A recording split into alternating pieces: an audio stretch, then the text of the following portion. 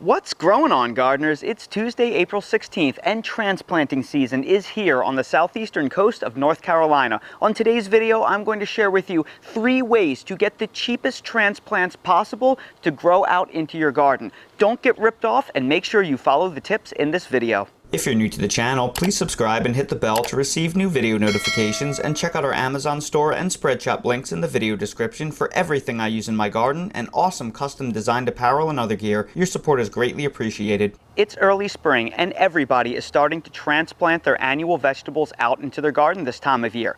But there is a big problem. The cost of transplants has skyrocketed in the last few years. I was just at a local big box store and the cost of transplants was appalling. We're talking $5 for a single plant, $5 whole for one little pepper plant, one little tomato plant. That's crazy. And even crazier if you want a larger tomato plant, those cost an absolutely insane $10. Do you have any idea how many tomatoes you can buy for $10? And once you factor in the costs of fertilizers, soil, things like insecticides or fungicides that you may need to spray, you will never see a return on that investment. The cheapest way to get plants for your annual vegetable garden is almost always going to be to grow them from seed. But what if you don't like growing from seed? You had some of your seedlings fail, you simply didn't start enough plants, or maybe something killed your seedlings out in the garden.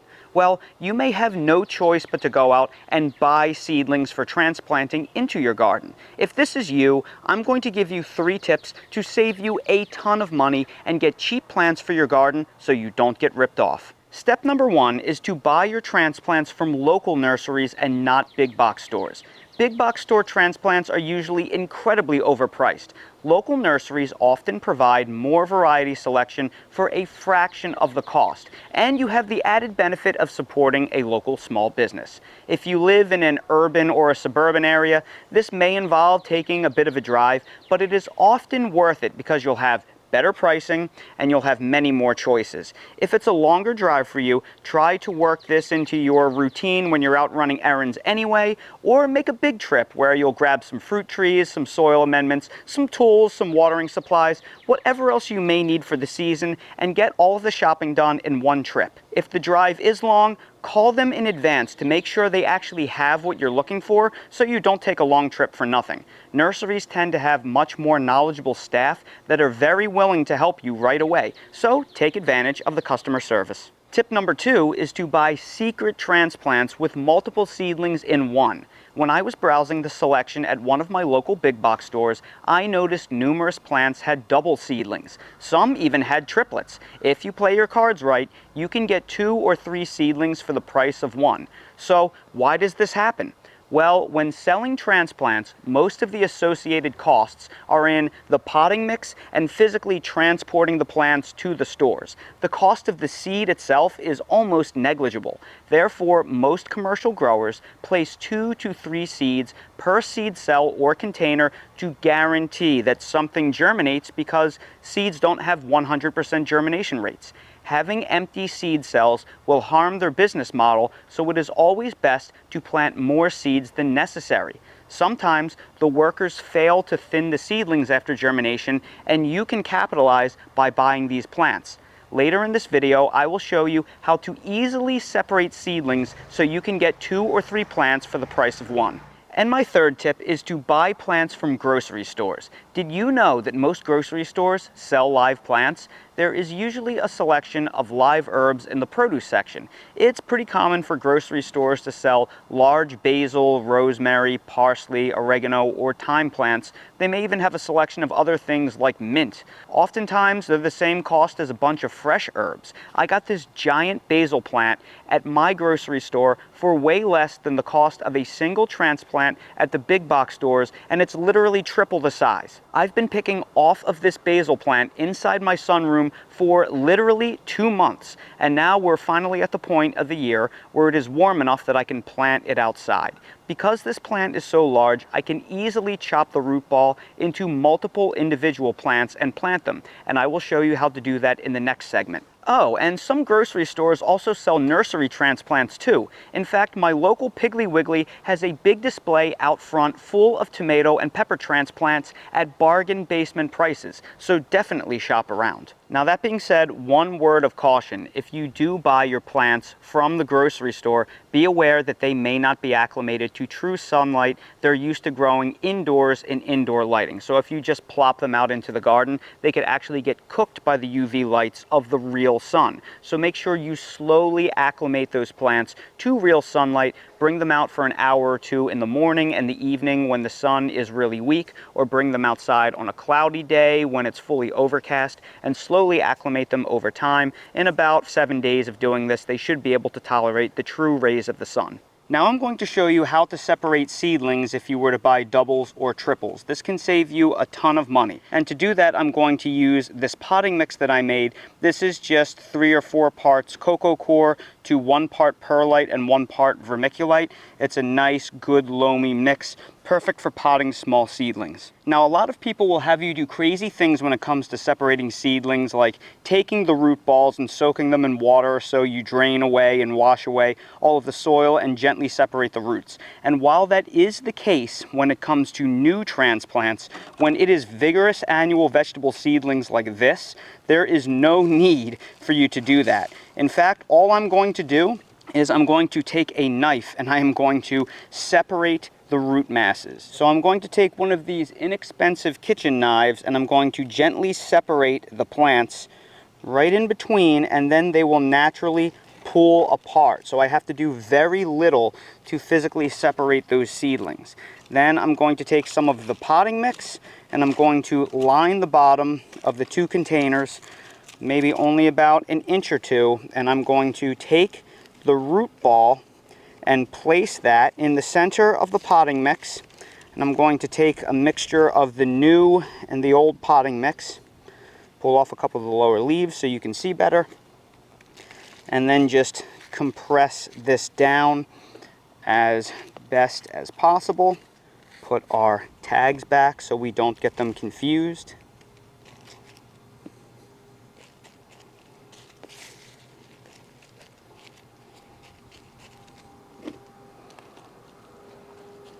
And I know it may seem crazy to be kind of heavy-handed, but I have literally never in all my years lost a seedling doing it this way, provided that they are large enough, which these pepper plants clearly are. So I'm going to take these and move them off to the side in the shade, and then I'm going to do the same thing with these tomato plants. Now when you remove a container, always pump the bottom a little bit, because doing that you won't accidentally rip off too much of the root ball. We're going to follow the exact same procedure. We're going to take a little bit of mix and line the bottom. Then we're going to take our knife, as you see right here, and start a cut in between the 2 plants. They will naturally fall apart. Just let gravity do the work. Let the roots fall in place. We will place the 2 seedlings in each pot, up against the sides for support. Put in fresh mix. And then with our hands, do our best to compact them down. And really, this is all it takes to separate your seedlings. And if you do this, you will effectively get 2 plants for the price of 1. Then we will re-tag them with the new tags so we don't get them lost. And once again, we will move them off into the shade for the time being. Now this basil plant is a little bit different here. If we actually turn it over, we can see that this basil plant was sown as 2 different plugs. So we are not going to fight against nature. In fact, we are going to take our scissors and we're just going to cut it right down that natural line. So there you can kind of see where the 2 plugs are. We are going to slice this in half and pull those roots apart like a sandwich, and then we're going to see if we can further subdivide this clump of basil plants. And looking at this root mass, I can tell you right now, you can really cut this baby down. There is no reason why this has to be kept as one single plant. You can break these apart. And I know some of you may be yelling at the screen right now, I'm being way too harsh, but I'm telling you, when root balls are this thick, it is not that big of a deal. You can cut them pretty strongly and they will grow back on you. And then right here I have some smaller containers that I already prepared with potting mix. So once again, we are just going to fill them all in. Now that all of our seedlings have been separated and potted up, we are going to water them in. And one thing I recommend you do is add a little bit of a diluted water-soluble fertilizer to your watering can, because that will help reduce transplant shock. My favorite thing to do is to take Alaska fish fertilizer and mix it in at a rate of about 2 tablespoons per gallon, and then pour it all over your transplants. This will greatly help in the recovery. Now, if you can't use fish fertilizer because it smells too bad and you're keeping your transplants indoors, just use something like diluted quarter or half strength Miracle Grow tomato or Jack's 20-20-20 or something similar. And I know some people don't like to hear the phrase use Miracle Grow, but the fact of the matter is, if you are buying your transplants from big box stores or from nurseries, they are almost certainly using nothing but Miracle Grow or some kind of brand equivalent, because they can't have their shelving areas and greenhouses stinking to the public, and everything organic that's water soluble basically smells like dead fish. So the only way to have truly organic seedlings is to do it yourself, unfortunately, and if you can't have the area smelling bad, you have to do what you have to do.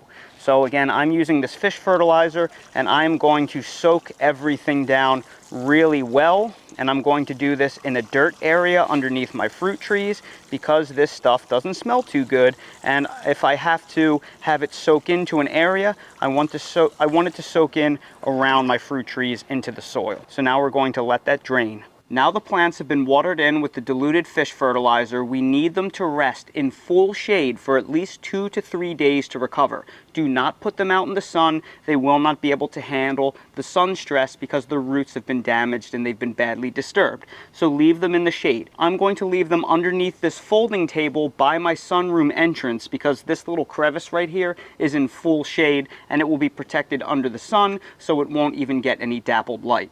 Then after about 2 to 3 days, as long as they're not wilting and they are standing straight up, we will move them into part sunlight in the morning and in the evening, and we will slowly acclimate them over the next 3 to 4 days to full sunlight once again. After that 7 to 10 day period, they should be able to be transplanted out in the garden. Just simply take your transplant and flip the bottom, make sure that you see some roots underneath here growing through, or flip it over and pull the bottom container off. If you have yourself a nice root ball, they're able to go out into the garden. Now, if I had, say, 3 days of cool, overcast, or drizzle with no heavy wind, I could have separated them and planted them right out into the garden if I had totally overcast, cool, calm weather, but I don't have that. It's 86 and sunny, and it's going to be like that for the next 3 or 4 days. That's way too much heat stress. If you had perfect ideal temperatures where it's going to be overcast in the 60s and it's going to be nice and mild at night,